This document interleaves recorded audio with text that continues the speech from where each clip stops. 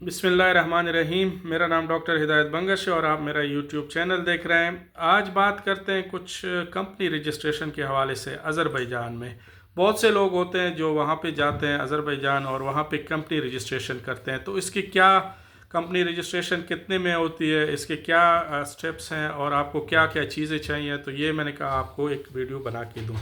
असल में अगर आप कंपनी बनाते हैं तो सिंपल कंपनी बनाने के लिए आपकी पासपोर्ट की कंपनी और इसके अलावा अगर आपका वीज़ा है 1 मंथ का, उस पर आप कंपनी बना सकते हैं।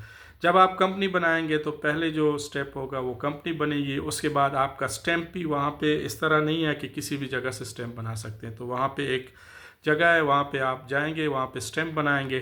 स्टैंप के बाद आपका आसान इम्ज़ा है, लेकिन उसके लिए टीआरसी चाहिए। या तो आप किसी और के नाम पे भी बना सकते हैं, आसान इम्ज़ा नहीं है तो जब आपकी टीआरसी बन जाती है उसके बाद करते हैं।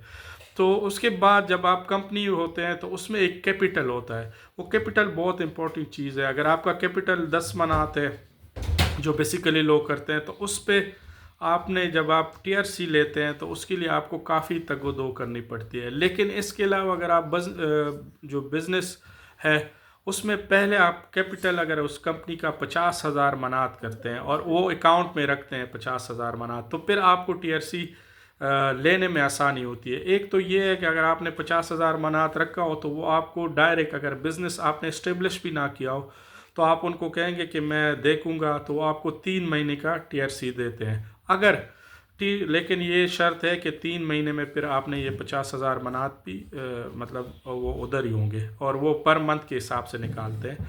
लेकिन अगर आप कहते हैं कि नहीं, मैंने बिज़नेस भी इस्टेब्लिश करना है, तो बिज़नेस के जो रिक्वायरमेंट है वो पूरी करके आप 6 महीने की टीआरसी भी ले सकते हैं अगर आपका कैपिटल 50,000 मनाते हैं। लेकिन अगर आपका कैपिटल ज़ीरो है तो फिर उस पर अगर आप कोई बिज़नेस स्टार्ट करते हैं तो उसमें श्योरिटी नहीं होती कि आपको वो टीआरसी देंगे नहीं देंगे। वो इमिग्रेशन आपकी जो बिज़नेस को देखेंगे उसके बाद करेंगे। सिंपल प्रोसेस है कंपनी रजिस्ट्रेशन का। जो चार्ज करते हैं, अगर आप किसी वकील के थ्रू करते हैं तो वो $500 भी चार्ज करते हैं। बेसिकली वो अगर नहीं करते तो $150 से लेके $200 तक उस पर मैक्सिमम खर्चा आ जाता है। तो ये कंपनी रजिस्ट्रेशन जो ऑफिसेज होते हैं वहाँ से भी कर सकते हैं, किसी की आप सर्विसेज भी ले सकते हैं और सबसे आसान एक तरीका है वहाँ पे कंपनी रजिस्ट्रेशन का। Thank you. अल्लाह हाफिज़।